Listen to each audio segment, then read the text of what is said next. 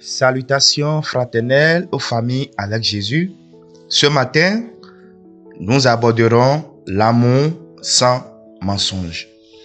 Éphésiens chapitre 4, verset 25. C'est pourquoi renoncez aux mensonges et dites la vérité, chacun à son prochain, car nous sommes membres les uns des autres. La Bible explique clairement comment engager le dialogue dans les relations entre conjoints, famille et église.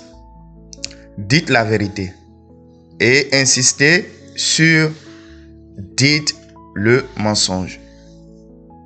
Un mensonge est une manifestation contraire à ce que l'on sait, pense ou ressent.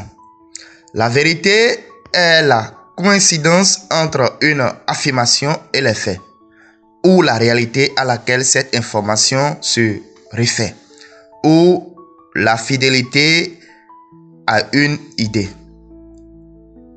Dans toute relation d'amour et d'amitié, nous sommes exhortés à dire la vérité avec bienveillance. La vérité blessera certains, mais elle guérira d'autres. Comme le dit le dicton, le mensonge a les jambes courtes, mais la vérité le rattrape toujours. Il ne fait aucun doute qu'un mensonge a besoin de 1000 mensonges pour paraître vrai. Mais même ainsi, il ne deviendra jamais réalité. Vivre une vie sincère et dire la vérité, c'est instaurer la confiance dans tous les domaines. Cela implique de dire à votre mari ce que vous ressentez.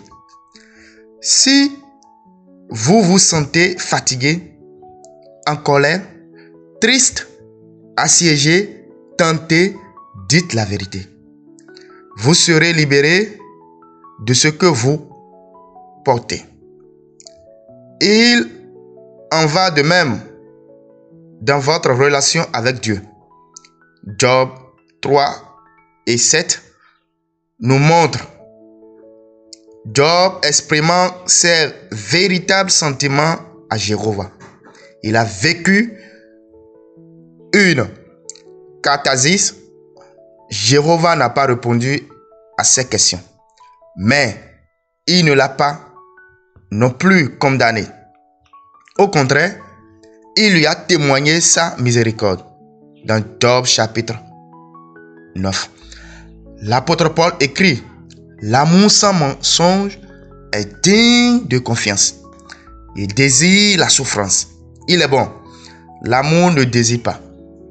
Il ne se vante pas. Il n'est pas vaniteux. Il ne fait rien de mal. Il ne cherche pas son propre intérêt. Il ne devient pas arrogant. Il ne garde pas de rancune. Il ne se réjouit pas de l'injustice. L'amour sans mensonge se réjouit de la vérité. Dans un monde où l'on croit vite aux mensonges, seuls les courageux osent dire la vérité. C'est pourquoi Charles Spurgeon a dit: je préfère les blesser par la vérité que les tuer par un mensonge.